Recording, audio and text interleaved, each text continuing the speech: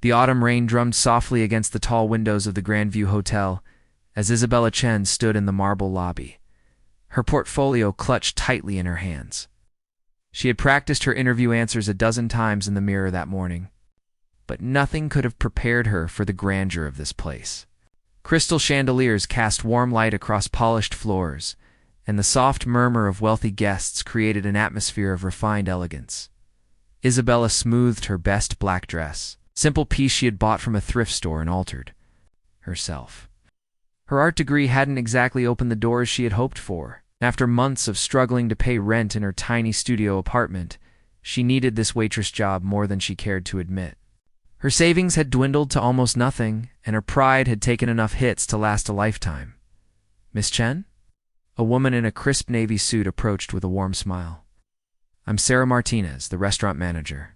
Thank you for coming in today." Isabella followed Sarah through the bustling lobby toward the hotel's signature restaurant. Azure, the space was breathtaking, with floor-to-ceiling windows overlooking Elliott Bay and tables set with pristine white linens and gleaming silverware. This was definitely not the casual diner she had worked at during college. "Before we begin the formal interview, I'd like you to meet someone," Sarah said, glancing toward a corner table where a man sat alone, reviewing what appeared to be architectural plans spread across the surface. The man looked up as they approached, and Isabella felt her breath catch. He was handsome in an understated way, with dark hair that looked like he had been running his fingers through it, warm brown eyes, and a gentle smile that seemed genuine rather than practiced. He wore a simple, gray sweater over dark jeans, nothing that screamed wealth, but there was something about his presence that commanded attention. "Marcus, this is Isabella Chen, the candidate we discussed," Sarah said. Marcus Rivera stood and extended his hand. The moment their fingers touched, Isabella felt an odd jolt of recognition, though she couldn't place where she might have seen him before. "It's nice to meet you, Isabella," he said, his voice warm and slightly familiar. "Please, sit down." Isabella glanced at Sarah, confused.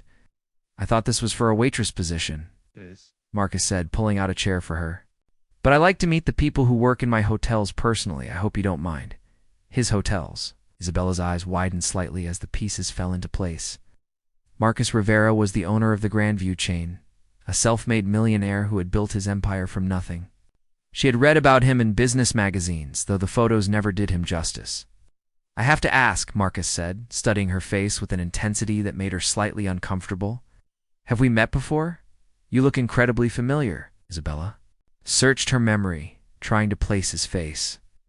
There was something about his eyes, the way he smiled with just the corner of his mouth, that tugged at a distant memory. "I don't think so," she said slowly.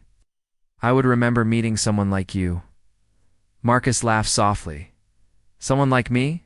A hotel owner," she clarified quickly, feeling her cheeks warm. I've never moved in those circles." "Tell me about yourself, Isabella," Marcus said, leaning forward with genuine interest. "What brought you here today?" Isabella took a deep breath, deciding honesty was her best strategy. "I graduated with a fine arts degree 2 years ago. I've been trying to make it as a freelance graphic designer, but it's been challenging. I need steady income to keep my apartment and, well, to eat." She managed a self-deprecating smile. "I have restaurant experience from college, so I thought this might be a good fit." "What kind of art do you create?" Marcus asked. "Mostly digital illustrations, some watercolor paintings. I love capturing moments that tell stories, especially of everyday people in extraordinary situations." Isabella found herself relaxing as she talked about something she was passionate about. Marcus's eyes lit up. "That's fascinating. I've always believed that art has the power to transform spaces and touch people's souls." "You sound like someone who appreciates art," Isabella observed. "I do. In fact, I've been looking for someone to help redesign the visual elements of our hotel chain, someone with fresh eyes and real talent." He paused, studying her face again. "Wait, 3 years ago, were you working at a small coffee shop called Moonbeam Cafe?" Isabella's memory clicked into place, like a puzzle piece finding its home. "The businessman who came in during the thunderstorm. You looked exhausted and stressed, and you spilled coffee all over your papers. That was you, Marcus said, his voice filled with wonder. You didn't just clean up the mess. You sat with me for 20 minutes while I waited for the rain to stop. You talked about art, about finding beauty in chaos, showed me some sketches you had drawn of the other customers. I remember, Isabella whispered. You looked so sad. I wanted to help somehow. You did help, more than you know. Marcus leaned back in his chair, shaking his head in amazement. That was one of the worst days of my life. I had just lost a major business deal. My relationship had ended badly, and I was questioning everything about my path. Your kindness, your perspective, on finding light in dark moments, it changed something in me. Isabella felt tears prick her eyes. I had no idea. After that day, I started incorporating art into my hotels. I began supporting local artists, creating galleries in our lobbies.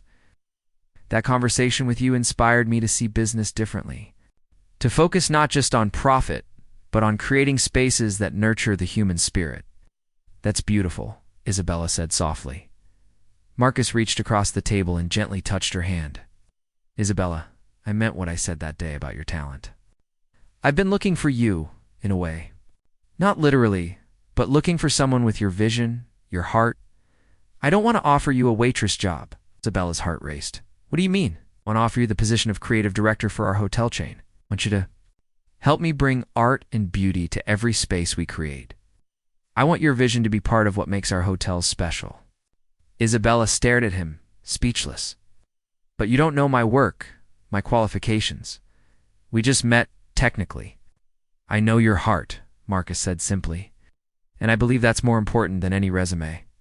Everything else can be learned, but genuine caring and artistic vision, that's rare. This feels like a dream, Isabella whispered. If it is, I don't want either of us to wake up, Marcus replied. What do you say?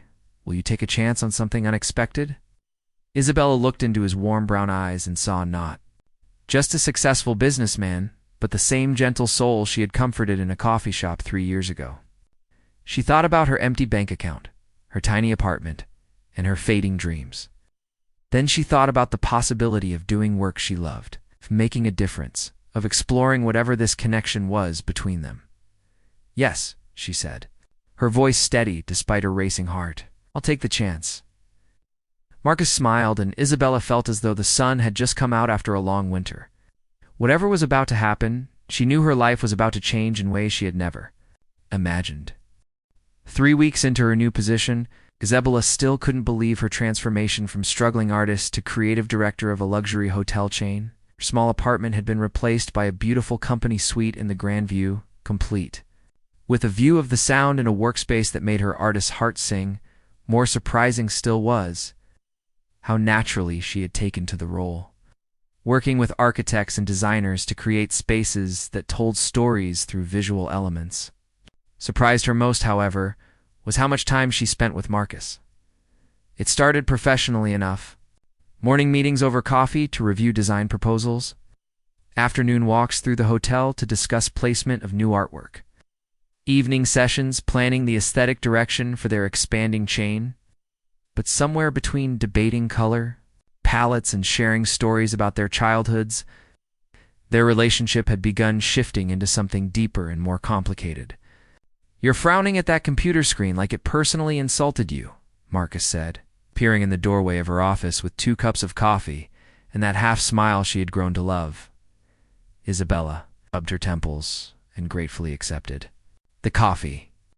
I'm trying to finalize the lobby design for the Portland location, but something feels off. The space is beautiful, but it doesn't have soul yet. Marcus pulled up a chair beside her desk, close enough that she could smell his cologne. Subtle and warm. Over the past weeks, she had learned that he was nothing like the ruthless businessman stereotype. He was thoughtful, funny, and surprisingly vulnerable when he talked about building his company from nothing. Tell me what you see when you imagine someone walking into that lobby, said. Isabella closed her eyes, letting her mind wander.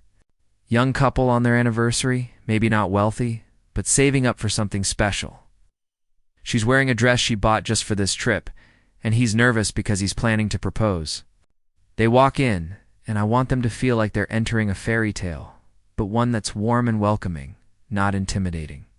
When she opened her eyes, Marcus was staring at her with an expression she couldn't quite read. "What?" she asked suddenly. "Self-conscious. You have the most beautiful way of seeing the world," he said softly. "You see people's stories, their dreams. It's extraordinary."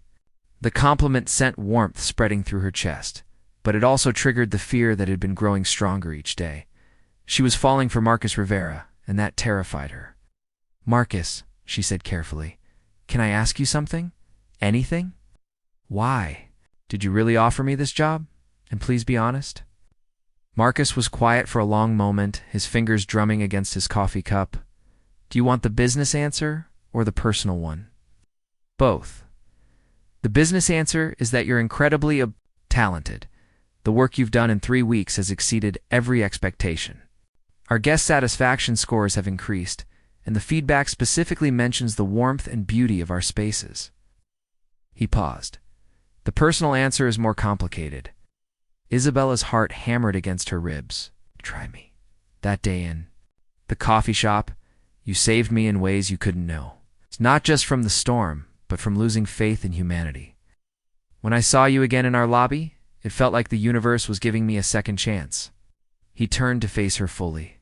"I hired you because you're brilliant. But I keep finding excuses to spend time with you because I'm falling in love with you." The words hung in the air between them, beautiful and terrifying. Isabella felt tears sting her eyes, but not from happiness, Marcus. "No," she whispered. "No." He looked like she had slapped him. "This is exactly what I was afraid of," Isabella said, standing abruptly and pacing to the window. "You're one of the wealthiest men in Seattle. I'm nobody from nowhere. 3 weeks ago, I was applying for a waitress job because I couldn't afford groceries. So this is a fairy tale, and fairy tales aren't real." The words came out sharper than she intended. "In the real world, people like you don't fall in love with people like me. They have flings, maybe, or they feel sorry for the poor girl and play savior for a while." Marcus stood slowly, his face showing hurt and something that looked like anger. "Is that really what you think of me?" "I think you're a good man who's confused about his feelings," Isabella said, hating herself for the pain in his eyes. "But I can't be your charity case, Marcus. Won't be the grateful little artist who falls at your feet because you rescued her. That's not what this is, isn't it?" Isabella turned back to face him. "You saw me again, and suddenly I'm perfect for a job I'm not qualified for. You're spending every free moment with me, showing me a world I could never afford on my own. It feels like Pretty Woman, and I refuse to be that girl." Marcus walked to her slowly, his voice gentle but firm. "Isabella, you are not a charity case. You earned this position with your talent and your vision. The way I feel about you has nothing to do with money or pity or some savior complex." "Then what is it?" she asked, tears flowing freely now. "It's the way you make me laugh when you're concentrating so hard your tongue sticks out slightly. It's how you remember the names of every hotel employee and ask about their families. It's the way you see beauty everywhere, even in problems and chaos." He reached up to gently wipe a tear from her cheek. "It's how you make me feel like the best version of myself." Isabella closed her eyes, leaning into his touch despite herself. "I'm scared, Marcus. This world, your world, it's not mine. What happens when you realize I don't fit? What happens when you realize you do?"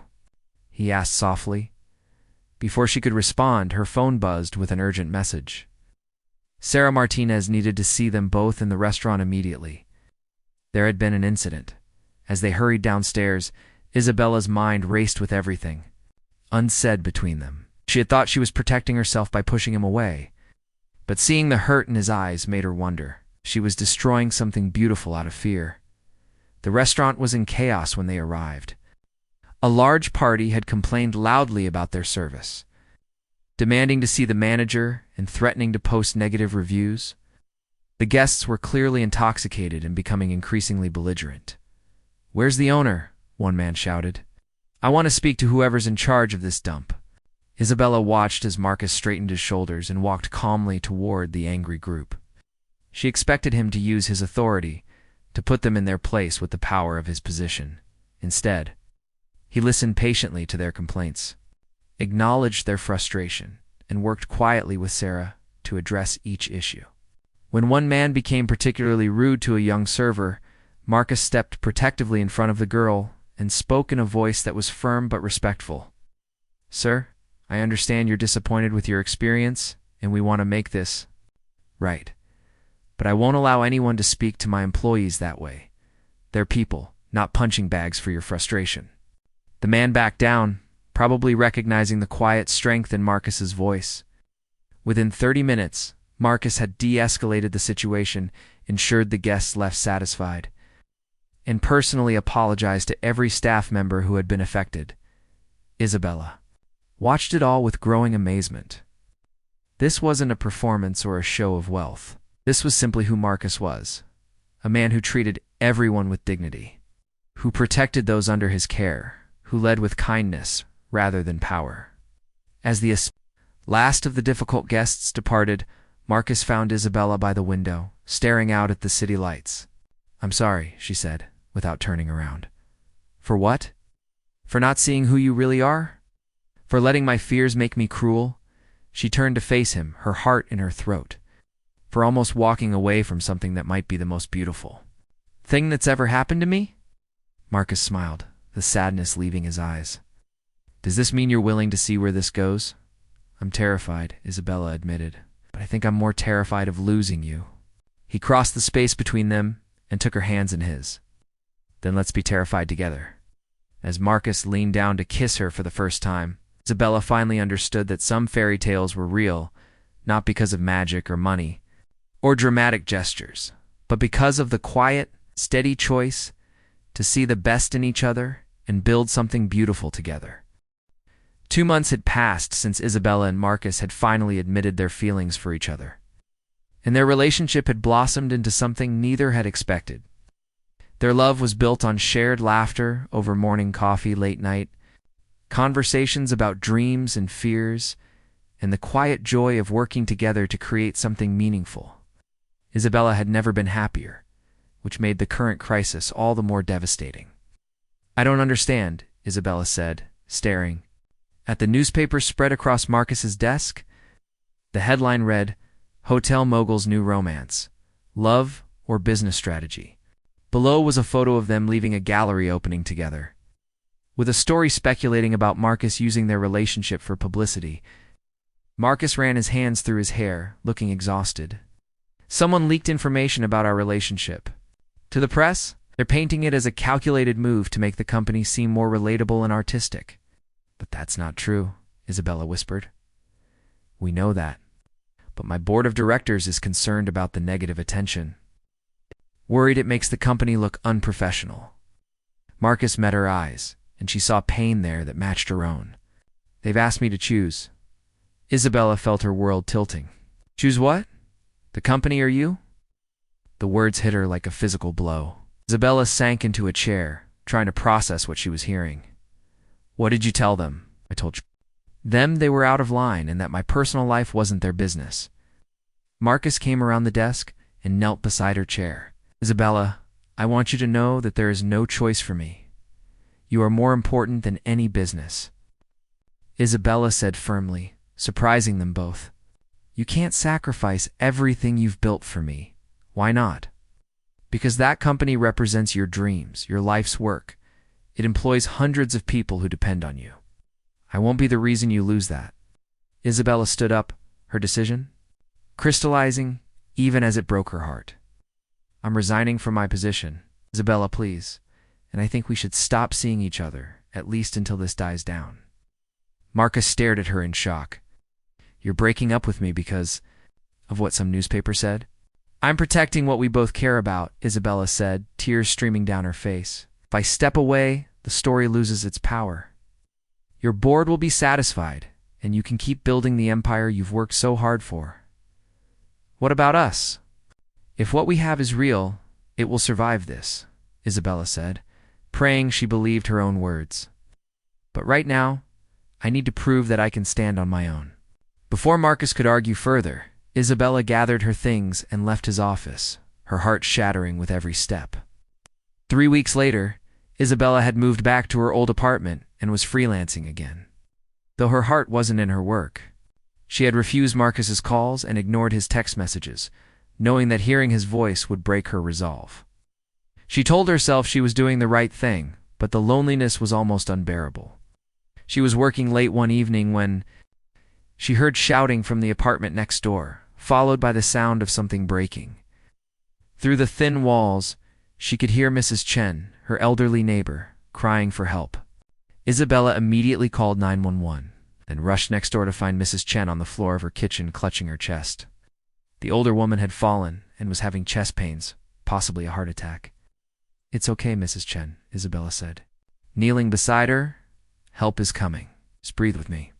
As they waited for the ambulance, Isabella held Mrs. Chen's hand and tried to keep her calm. It wasn't until they were at the hospital that Isabella realized she had no way to get home. She had left her purse in her rush to help her neighbor. Standing in the hospital lobby at midnight, trying to figure out how to call a cab without money or a phone, Isabella felt a gentle hand on her shoulder. She turned to find Marcus standing behind her, his face full of concern and love. "How did you have been having someone keep an eye on your building?" he admitted. "Not to spy on you, but to make sure you were safe. When I heard about Mrs. Chen, I came as soon as I could." Isabella wanted to be angry about his overprotectiveness, but she was too tired and too grateful to see him. She's going to be okay. The doctors said it was just a panic attack, probably brought on by the fall. "And you?" Marcus asked softly. "Are you okay?" Isabella looked at him, really looked at him for the first time in weeks. He looked thinner, with dark circles under his eyes and a sadness that made her chest ache. "No," she whispered, "not okay at all." Marcus opened his arms, and Isabella fell into them, breathing in his familiar scent and feeling like she could finally breathe properly again. "I have something to tell you," Marcus said, as they sat in the hospital cafeteria sharing terrible coffee. "I sold the company." Isabella nearly choked on her coffee. "You what?" "I sold my shares to my business partners. I'm keeping the original Grandview Hotel, but I'm out of the corporate side." Marcus smiled at her shocked expression. It turns out that when you're faced with losing the person you love, business success doesn't matter much.